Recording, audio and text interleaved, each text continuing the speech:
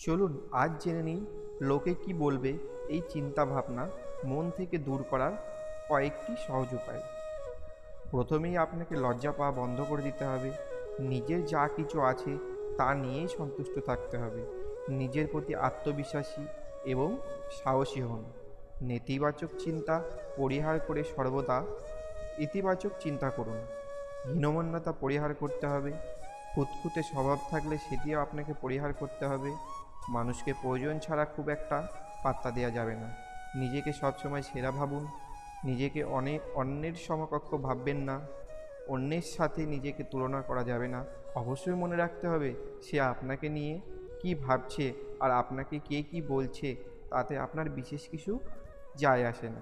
অন্যের দেখানো পথে না হেঁটে আগে সেটি যাচাই বাছাই করে আপনার নিজের দেখানো পথে হাঁটুন। জীবনকে উপভোগের মানসিকতা তৈরি করুন।